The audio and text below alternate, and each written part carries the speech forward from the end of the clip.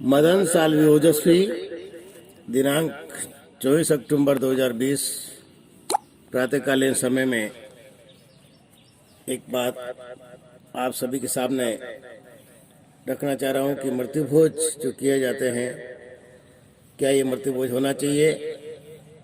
समाजों में आडंबर, अंधविश्वास, पाखंड और सामाजिक कुरीतियों के चलते जो रीति रिवाज है, समय के साथ उसमें बदलाव करने की बहुत ज़्यादा जरूरत है। इसके लिए बुद्धिजीवी सभी लोगों को, युवाओं को, सामाजिक संगठनों को आगे आना होगा और ये सोचें कि जिस घर में मौत होती है, दुख का माहौल और दुख का हालात होते हैं, ऐसे माहौल में भी यदि हम सब कुछ बेचकर, गिरवी रखकर, मृत्यु भोज करके, जिमण करके जिमाते हैं, ये बहुत ही गलत है, अनुचित है और धार्मिकता का भी इसमें कोई वो नहीं है, अभिप्राय नहीं है। इसलिए मृत्यु भोज पर लिखी गई काफी समय से एक वार्ता जो कि मैंने ही लिखी है, आज आपके सामने इसको रखने जा रहा हूँ।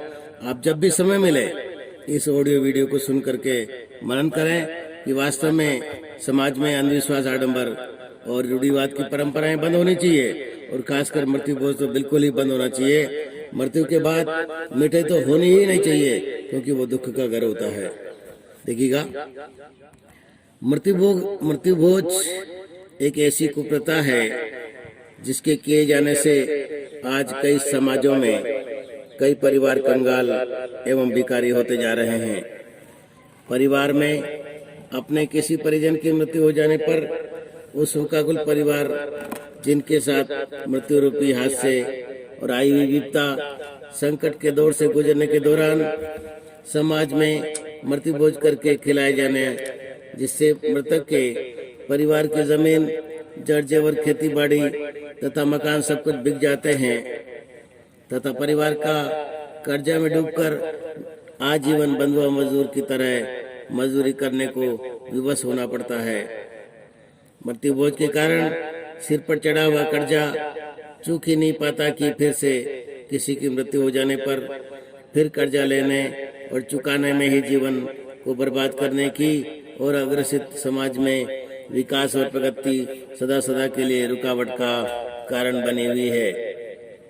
इस कुप्रथा का कहीं भी ना तो धार्मिकता और ना ही किसी धार्मिक ग्रंथ में और ना ही किसी संस्कारों में इसका कहीं कोई उल्लेख है। फिर भी सामाजिक रूढ़िवादिता एवं दिखावे के तौर पर इसे बढ़ा चढ़ाकर किए जाने से समाज में विकास में सबसे बड़ी बाधा बनी हुई है।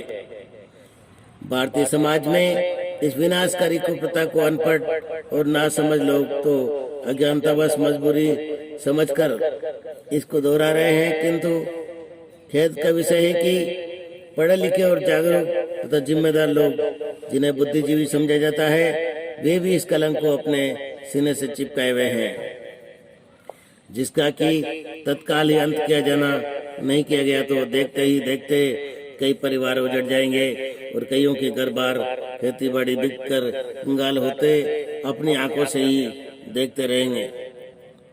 जबकि होना यह चाहिए कि जिस घर परिवार में मृत्यु हुई हो, मृत्यु का अंतिम संस्कार अच्छी रीति रिवाज से किया जाए तथा तीसरे दिन शोक सभा आयोजित कर इस प्रथा का अंत किया जाए।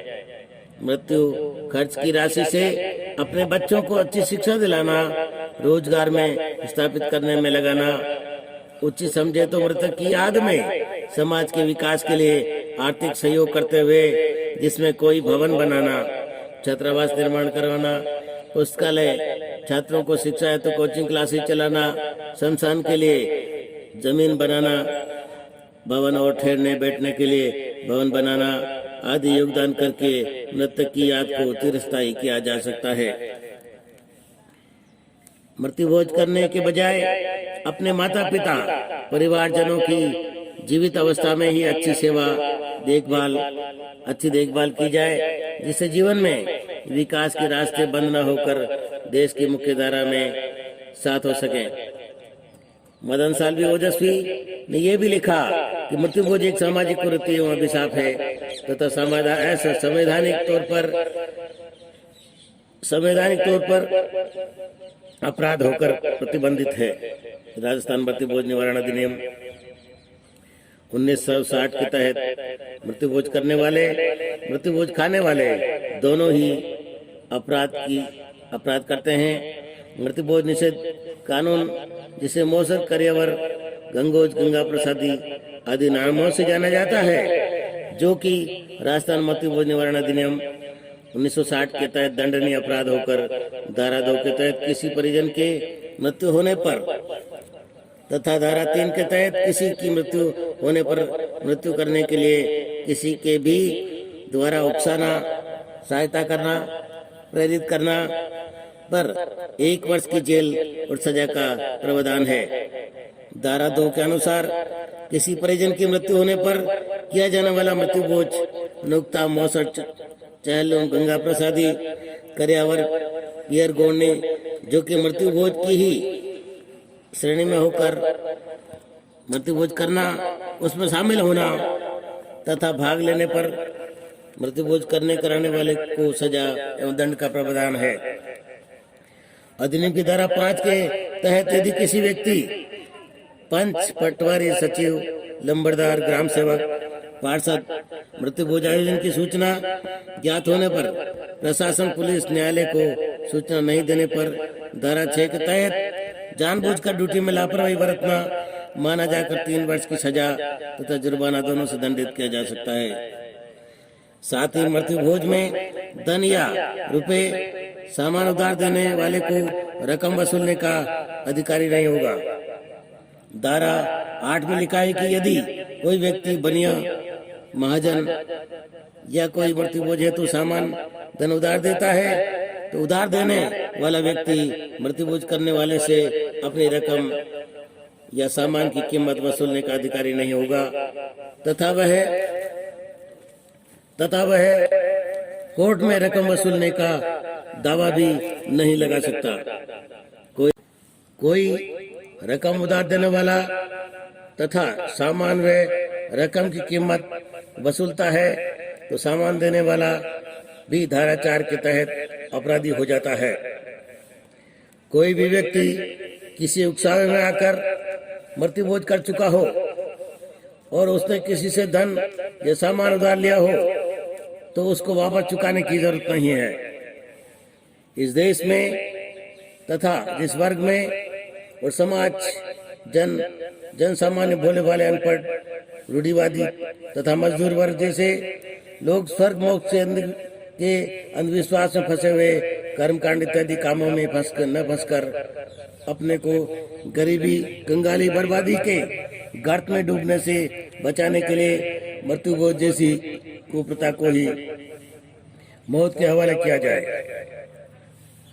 सृष्टि का विधान है कि मनुष्य जैसा कर्म करेगा उसे वैसा ही फल मिलना है। मानव के विकास के रास्ते में ये ऐसी कुप्रथाएं कैसे पनप गई, समझ से परे है। जानवर भी अपने किसी साथी के मरने के पर दुख प्रकट करते हैं तथा साथी जानवर की मृत्यु पर अपना खाना छोड़ देते हैं तथा दुख के आंसू बहाते हैं। इंसान ही गलती दिमाग की करतूतों ने गलत परंपराओं को लाद कर किसी प्राणी के मरने पर मिठाइयां बनाना तथा खाया जाना अनैतिक एवं विनाशकारी परंपरा को पनपाया है। जिस घर में किसी की मृत्यु होने पर शमशान से ही सीधे मृत्यु भोज का सामान लेने के लिए निकल पड़ते हैं। रिश्तेदारों को छोड़ो, पूरे गांव के गांव, आसपास का क्षेत्र जीवन खाने को टूट पड़ता है। यह हैसियत दिखाने का अवसर बन जाता है। आसपास के कई गांवों से ट्रैक्टरों, ट्रॉलियों तथा मोटरसाइकिलों, कारों, जीपों में गिद्धों की तरह जनता का इस घृणित मृत्यु भोज रूपी बोझ पर टूट पड़ते हैं। लेकिन आज भी हम कहां से कहां पर हैं। परिवारजन के बिछड़ने के बाद उसके परिवार वालों को जिंदगी भर के लिए जख्मों पर जख्म दिया जाता है। जीते जी चाहे इलाज के लिए 100 रुपए उधार नहीं दिए हो, परंतु मृत्यु भोज के लिए लाखों कर्जा उड़ा देते हैं। इंसानियत को शर्मसार करके, परिवार को बर्बाद करके इज्जत पाने का पैमाना कहीं कहीं पर तो ऐसे अवसरों पर अफीम तक की मनवारों भी करते हुए देखे जाते हैं, जिनका खर्च भी मृत्यु भोज के खर्च के बराबर तक हो जाता है। जिनके कंधों पर ऐसी कुरीतियों को रोकने का जिम्मा है, वो नेता, अफसर, सामाजिक कार्यकर्ता हैं, सामाजिक संस्थाएं और अन्य कई लोग जो समाज सेवा में दिखावा के तौर पर हैं। ऐसे जिम्मेदार तथा पैसे वाले लोग ऐसे में जश्न मनाते हुए नजर आते हैं। कपड़ों का लेन देन भी ऐसे अवसरों पर जमकर होता है, जबकि अधिकतर लोग पहनने के कपड़े दिखावे के तौर पर लाते हैं, परंतु वे कपड़े पहनने के लायक भी नहीं होते हैं। बर्बादी का ऐसा नंगा नाच जिस समाज में चल रहा हो, वहाँ पूंजी, धन, रुपया, पैसा, जमीन जायदाद, खेती बाड़ी कैसे बच सकती है? ऐसे में कंगाल होना तय होकर ऐसे परिवारों में बच्चों की पढ़ाई लिखाई तो सपना बनकर रह जाता है। गरीबी के हालातों के चलते परिवारों में किसी के बीमार होने पर इलाज तक के पैसे पास नहीं होते देखा जाता है।